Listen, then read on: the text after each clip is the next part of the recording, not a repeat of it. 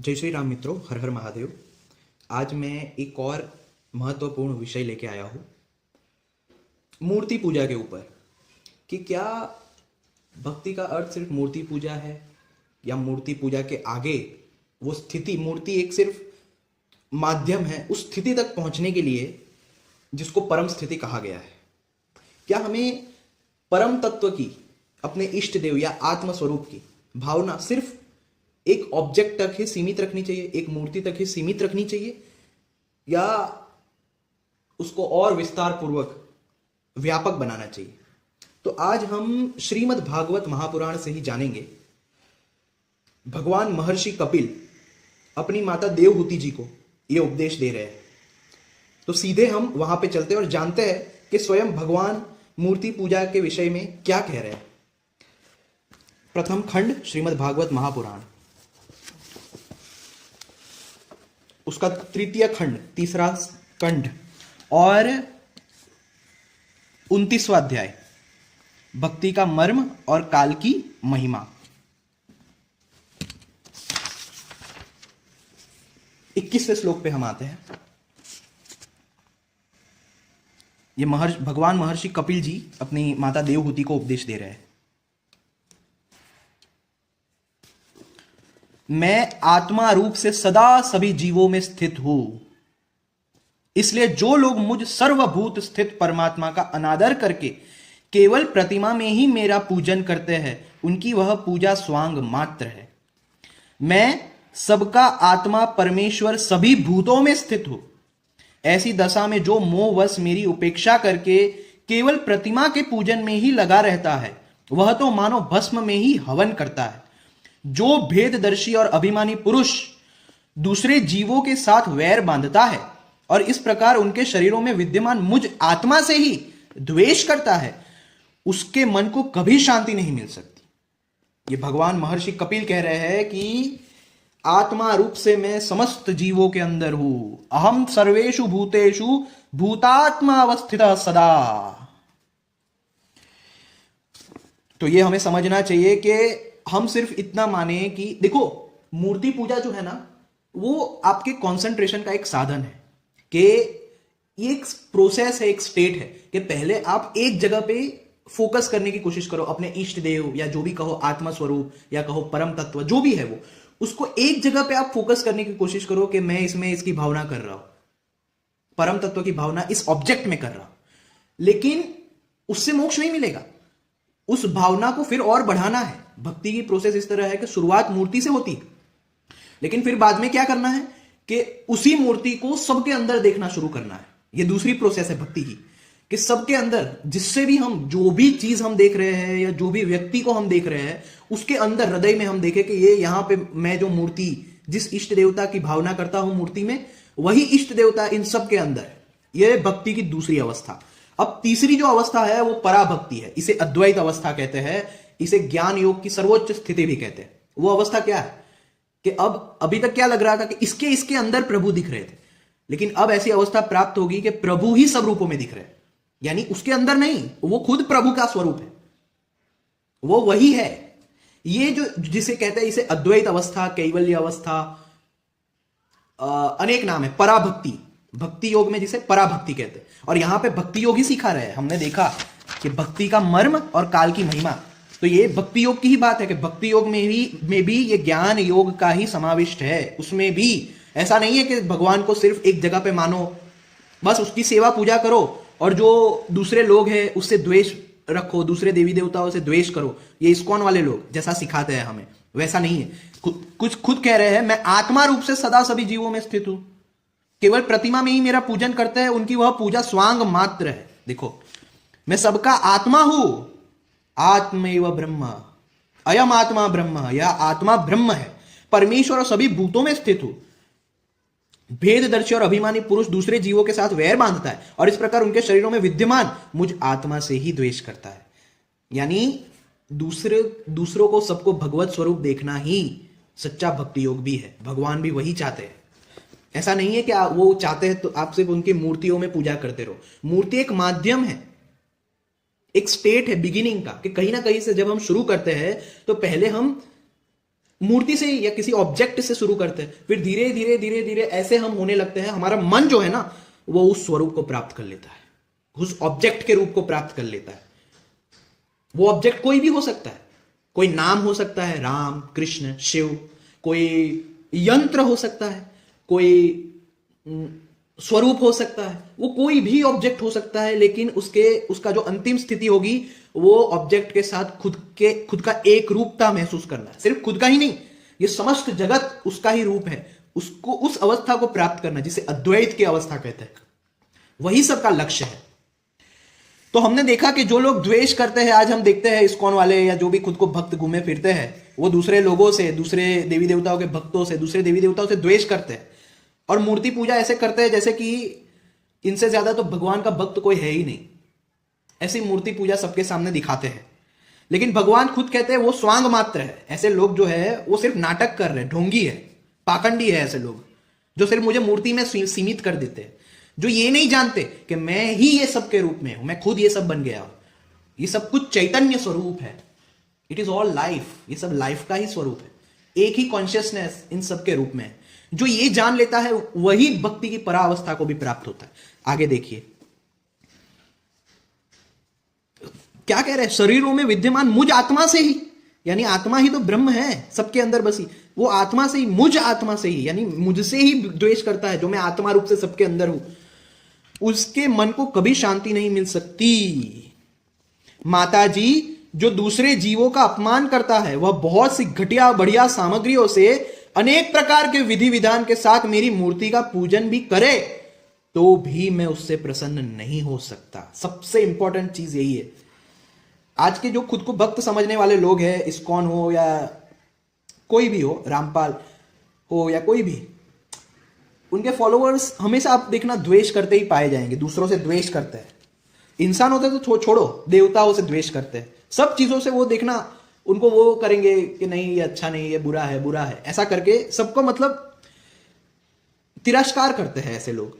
तो वो नहीं जानते कि वो जिस भगवत तत्व को प्राप्त करने के लिए उनका तिरस्कार कर रहे हैं, वो भगवत तत्व उन्हीं के रूपों में है, और वो अनजाने में ही अपने ही इष्ट देव का अपमान करते हैं जब वो लोग इन प्राणियों से द्वेष करते हैं। क्योंकि वो प्राणी लोग कौन है, वो खुद भगवान ही तो बने हैं।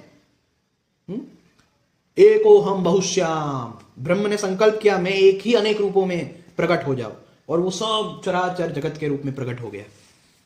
तो जिस उन्हें लगता है देखो मैं मूर्ति की इतनी अच्छी अच्छी पूजा कर रहा हूं, भगवान तो बहुत खुश होंगे मुझसे, रोज मैं ये नए नए कपड़े पहनाता हूं, तिलक करता हूं, हाँ, लेकिन कोई आ जाए तो द्वेष करने लगता है, अरे ये तो ऐसा है, अरे ये तो इस देवता को मानता है, अरे ये तो ऐसा है, अरे ये तो वो करता है।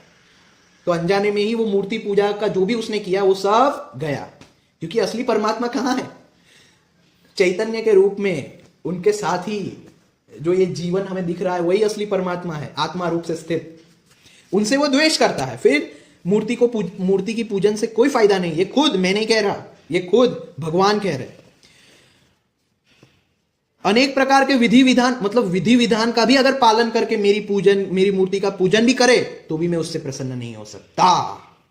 ये इंपॉर्टेंट चीज, मनुष्य अपने धर्म का अनुष्ठान करता हुआ तब तक, देखो धर्म का अनुष्ठान करता हुआ तब तक मुझ ईश्वर की प्रतिमा आदि में पूजा करता रहे जब तक उसे अपने हृदय में एवं संपूर्ण प्राणियों में स्थित परमात्मा का अनुभव ना हो जाए। यानी लक्ष्य तो यही होना चाहिए। मूर्ति पूजा का विधान कब तक है, भगवान ने क्या कहा कि जब तक वो ये अनुभव ना कर ले कि अपने हृदय में और संपूर्ण प्राणियों में एक ही परमात्मा स्थित है, वो परमात्मा ही इन सबके रूपों में है, ये अनुभव ना हो जाए तब तक के लिए मूर्ति पूजा है। यानी मूर्ति पूजा अंतिम स्टेट नहीं है, जैसा मैंने कहा, वो एक माध्यम है उस परम अवस्था तक पहुंचने का। आर्य समाज गलत है, क्यों? क्योंकि वो बिल्कुल ही मतलब बिगिनिंग को ही भूल जाता है, उसे ये समझ ही नहीं आया कि मूर्ति पूजा के पीछे कितना बड़ा विज्ञान है। और इस्कॉन वाले भी गलत है, क्यों? क्योंकि वो सिर्फ मूर्ति को पूजने के लिए कहते हैं, बाकी सबसे द्वेष करने की भावना रखते हैं कि इनसे द्वेष करो, इनसे अलग रहो, केवल भक्तों के साथ रहो, दूसरे लोग तो ऐसे है वैसे है। नहीं नहीं नहीं, ऐसा नहीं है। मूर्ति पूजा बिगिनिंग स्टेट है, फिर उससे आगे सबको ईश्वर के रूप में देखना, ये एक साइंस है।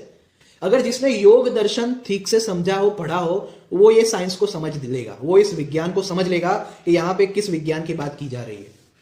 जब हम किसी भी चीज पे ध्यान करने लगते हैं ना, तो हमारा मन उसका रूप धारण करने लगता है। ये प्रैक्टिकल है, ये हर शास्त्रों में लिखा है ये।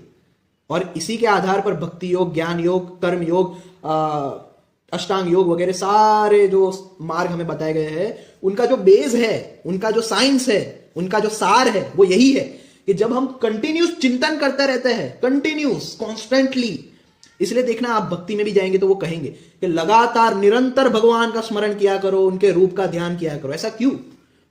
निधिध्यासन में भी हम ज्ञान मार्ग में जाते हैं तो कहते हैं सदा निरंतर ये अभ्यास किया करो, अयम आत्मा ब्रह्म, अयम आत्मा ब्रह्म, मैं ही ब्रह्म हूं, मैं ही ब्रह्म हूं, सोहम सोहम सर्वम खलविदम ब्रह्म, सर्व खल आत्मे वैदम सर्वम, यह सब मुझ आत्मरूप ही है। बार बार चिंतन करो, चिंतन करो, चिंतन करो।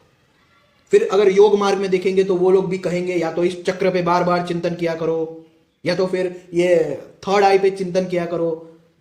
तो वो भी लगातार, शरत क्या है? लगातार। तो उसके पीछे साइंस ये है कि जब हमारा मन बार बार किसी चीज का चिंतन करता है तो हमारा मन उस रूप को धारण कर लेता है, और फिर वो चिंतन, वो ऑब्जेक्ट ही हमें सब रूपों में अनुभव होने लगता है। ये साइंस हमारे ऋषि मुनि जानते थे, इसीलिए उन्होंने मूर्ति पूजा, ज्ञान योग का मार्ग, भक्ति योग का मार्ग, अनेक मार्ग उन्होंने बनाए अपने अपने स्वभाव के अनुसार। कि किसी स्वभाव का मतलब, किसी इंसान का स्वभाव ज्यादा इमोशनल है तो उसे भक्ति ज्यादा पसंद आ जाएगी। किसी इंसान का स्वभाव ज्यादा लॉजिकल है, वो बुद्धि ज्यादा यूज करता है तो उसे ज्ञान योग ज्यादा पसंद आ जाएगा। किसी व्यक्ति का स्वभाव ध्यान में बहुत अच्छा रहता है, उसे कॉन्सेंट्रेशन बहुत अच्छा है, तो वो अष्टांग योग के मार्ग में चल सकता है। तो ये सारे मार्गों का भले ही अलग अलग लगते हैं, लेकिन उनका जो साइंस है, विज्ञान है, वो सेम है। क्या है उनका विज्ञान? कि बार बार निरंतर चिंतन करो तो मन उस रूप को धारण कर लेगा, यानी तुम खुद उस रूप को धारण कर लोगे। हम है वैसे, लेकिन अंतःकरण की शुद्धि के कारण हम खुद के परमात्मा स्वरूप का अनुभव नहीं कर पाते कि मैं ही सर्वव्यापक ब्रह्म हूं। इसका अनुभव अंतःकरण की शुद्धि, मन की मलिनता के कारण नहीं कर पाते। इसलिए जितने भी मार्ग है उन सब में फोकस जो रहता है वो मन की शुद्धि का होता है। ये मन हमारा शुद्ध हो जाए, अंतःकरण की जैसे ही शुद्धि हुई, एक क्षण में आत्मज्ञान, अपने परम स्वरूप में आप स्थित हो जाओगे। इस सर्वव्यापक ब्रह्म मैं ही हूं। सिर्फ मन के कारण हमें ये सब अनुभव नहीं होता। तो ये हमें जानना चाहिए कि मूर्ति पूजा जो है वो बिगिनिंग है।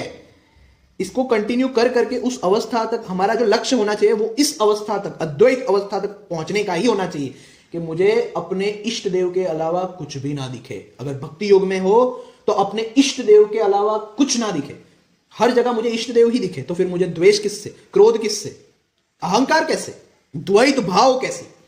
और ज्ञान मार्ग में जो है वो क्या प्रैक्टिस करते हैं? ये सब आत्मस्वरूप मैं ही हूं, ये सब मेरे ही स्वरूप है, मैं ही इन सब के रूपों में हूं। ये ज्ञान योग वाले। और भक्ति योग वाले, ये सब मेरे इष्ट देवता का ही स्वरूप है, मैं भी अपना इष्ट देवता का ही स्वरूप। तो अद्वैत अवस्था दोनों में ही है।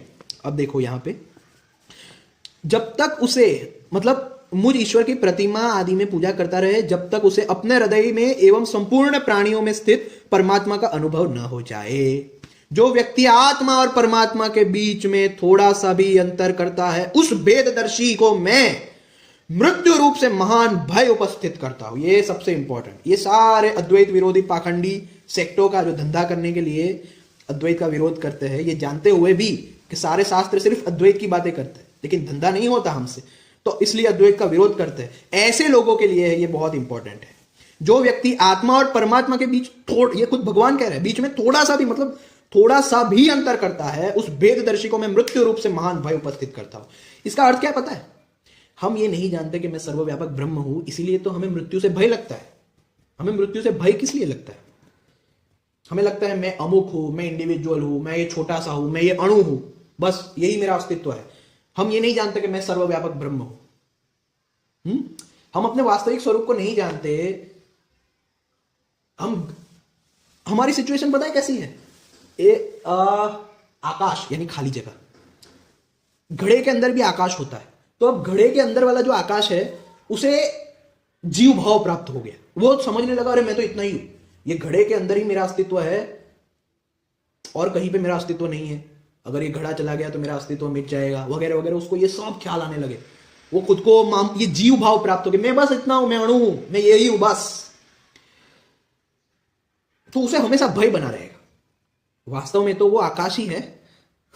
ऐसा नहीं है कि वो आकाश घड़े के अंदर है, खाली जगह घड़े के अंदर है। एक्चुअली में घड़ा जो है वो खाली जगह के अंदर है, वो आकाश के अंदर स्थित है। वैसे ही एक ही सर्वव्यापक आत्मा, परमात्मा, ब्रह्म, भगवान, ईश्वर, जो भी नाम देना हो दो, वो एक सर्वव्यापक चैतन्य ही सबके अंदर आत्मा रूप से स्थित है और सबके बाहर भी स्थित है। इसलिए जब वो घड़े के अंदर वाली खाली जगह आकाश ये जान लेगा कि मैं तो सर्वव्यापक आकाश हूं, तो उसे मृत्यु का भय नहीं रहेगा। उसे कभी ये भय नहीं होगा कि अरे मेरा क्या होगा, अरे मैं तो ये हूं, मैं तो अमुक हूं, मैं तो मामूली हूं, मैं तो तुच्छ हूं। उसे एक ख्याल चला जाएगा, उसे पता है मेरा अस्तित्व तो सदा रहने वाला है। ये घड़ा आएगा जाएगा, लेकिन मैं तो सर्वव्यापक रूप में स्थित हूं सदा। तो यहां पे वही कहने की कोशिश कर रहे हैं भगवान। क्या कह रहे हैं? जो व्यक्ति आत्मा और परमात्मा के बीच में थोड़ा सा भी अंतर करता है, उस भेददर्शी को मैं मृत्यु रूप से महान भय उपस्थित करता। अतः संपूर्ण प्राणियों के भीतर घर बनाकर उन प्राणियों के ही रूप में स्थित मुझ परमात्मा का यथा योग्य दान, मान, मित्रता के व्यवहार तथा समदृष्टि, सबसे इंपॉर्टेंट चीज, समदृष्टि के द्वारा पूजन करना चाहिए। ये देख लो, वर्क इज वर्शिप। सबकी सेवा ही प्रभु सेवा है, ये खुद भगवान भी कह रहे हैं। लेकिन ये सब बातें ये धंधे वाले लोग नहीं सिखाएंगे, क्योंकि अगर आपने ये मान लिया कि सबकी सेवा करना ही भगवान की सेवा है, तो फिर उनके मंदिर में कौन जाएगा, इतना दान चढ़ावा कौन चढ़ाएगा? इसलिए वो लोग ये बातें नहीं सिखाते आपको। लेकिन धर्म जो है भगवान तो भगवान को क्या है, भगवान तो सर्वव्यापक चैतन्य है, वो हमेशा अच्छी बातें ही सिखाएंगे आपको, जो रियलिस्टिक बात है वही सिखाएंगे। अब देखो यहां पे खुद उन्होंने कह दिया कि उनका रियल पूजन क्या है, वास्तविक पूजन किसे कहते हैं। अतः संपूर्ण प्राणियों के भीतर घर बनाकर उन प्राणियों के ही रूप में स्थित मुझ परमात्मा का यथा योग्य दान, मान, मित्रता के व्यवहार तथा समदृष्टि के द्वारा पूजन करना चाहिए। तो वास्तविक भक्ति क्या है? प्रतिमा बिगिनिंग स्टेट है, यस, उसमें कोई शंका नहीं। लेकिन उसके आगे क्या है? उसके आगे की स्टेट को प्राप्त करना लक्ष्य होना चाहिए। जो भी हमसे मिले उस सबको परमात्मा का स्वरूप जानना चाहिए। वही तो अद्वैत है रियलिटी में। नहीं तो अद्वैत और क्या है? आप क्या समझते हो अद्वैत का अर्थ क्या होता है? अद्वैत का अर्थ है कि दो नहीं एक, दो नहीं एक, सब कुछ एक का ही रूप है, सब कुछ एक रूप है। इस स्थिति को जान लेना, समझ लेना, वही तो अद्वैत है। अद्वैत का अर्थ कोई ऐसा नहीं है कि यहां से निकल के वहां समा जाएंगे, लीन हो जाएंगे। नहीं नहीं नहीं, इस सब की underlying non dual undivided reality को जानना ही अद्वैत है। इतने सारे लहरें अलग अलग दिख रही है, लेकिन उन लहरों का जो कारण है, जो पानी है, वो पानी ही इन लहरों के रूप में है। तो जिसने पानी को जान लिया, उसने जान लिया कि सारी लहरें पानी का स्वरूप है। वैसे ही जिसने सर्वव्यापक आत्मा को जान लिया, वो जानता है कि ये जो भी कुछ है वो सब सर्वव्यापक आत्मा का ही रूप है। भेद तो सिर्फ मन का है। ये जो भी हमारे सात्विक, तामसिक, राजसिक ये प्रकृतियां है हमारे, वो तो मन की है। लेकिन आत्मा तो एक ही परम तत्व है, सर्वव्यापक, आकाश की तरह व्याप्त है आत्मा। मैं हर वीडियो में बताता हूं कि आत्मा अणु नहीं है, जीव अणु है, सूक्ष्म शरीर अणु है। आत्मा आकाश के समान व्यापक है, ये बार बार मैं बताता हूं क्योंकि ये बहुत इंपॉर्टेंट है। यहीं पे गड़बड़ होती है हमारी। आत्मा को आकाश के समान व्यापक देखो, जिसके अंदर ये सब कुछ हो रहा है। अष्टावक्र गीता, अवधूत गीता, ऋभु गीता, ऐसी डायरेक्ट गीता है, आपको हेल्प करेगी ये सब जानने में। योग वशिष्ठ जैसी किताबें हेल्पफुल होगी, लेकिन इस रियलिटी को कभी ना कभी जानना ही होगा। नहीं तो जैसे भगवान ने कहा कि थोड़ा सा भी भेद करता है वो जन्म मृत्यु को प्राप्त होता रहता है। इसीलिए योग का लक्ष्य भी क्या है? कैवल्य। कैवल्य यानी अद्वैत, कि एक ही, केवल कैवल्य, एक ही तत्व शेष रहे। ये हमारे दिमाग में फिट हो जाए कि एक ही एग्जिस्ट कर रहा है, दो है ही नहीं। सब एक का ही विलास है, एक का ही विस्तार है, एक का ही स्वरूप है। कोई ऊपर नहीं बैठा है जिसके पास हमें जाना है। ऐसा होता तो वो पहले ही हमें वहां पे रखता। ये सब ही भगवान का आप लोग कहते हो भगवान का साकार भी होता है, अवश्य होता है। या आप जो कुछ देख रहे हो वो उसी का साकार रूप ही तो है। ये आत्मा जो है वो सबके अंदर वो निर्गुण निराकार ब्रह्म है, निर्गुण निराकार अवस्था है ब्रह्म की। लेकिन ये जो पंच महाभूत के रूप में जो जो साकार चीजें दिख रही है, वही तो ब्रह्म का साकार रूप है। इसे ही साकार ब्रह्म कहते हैं, और किसे नहीं कहते। और जो साकार ब्रह्म जिसे हम मानते हैं वो एक ना एक दिन महापुरुष थे जो ईश्वर अवस्था को प्राप्त हुए, जिन्होंने अपनी आत्मबुद्धि स्थूल शरीर से हटा ली, सूक्ष्म शरीर से हटा ली और कारण शरीर में स्थित हो गए। ऐसी ईश्वर अवस्था हम भी प्राप्त कर सकते हैं, लेकिन वो लक्ष्य नहीं है। लक्ष्य है सर्वव्यापक ब्रह्म की अवस्था को प्राप्त करना। तो यही था, मुझे यही समझाना था इस वीडियो में, दिखाना था इस वीडियो में। ये इस्कॉन वाले जो ब्रेन वॉश लोग हैं उनको तो ये जरूर बांटना कि देखो तुम्हारे खुद के प्रभु क्या कहते हैं और तुम्हारे ढोंगी आचार्य देखो तुम्हें क्या सिखाते हैं, तुम लोग क्या क्या क्या कर रहे हो और देखो तुम्हारे खुद के प्रभु क्या कह रहे हैं।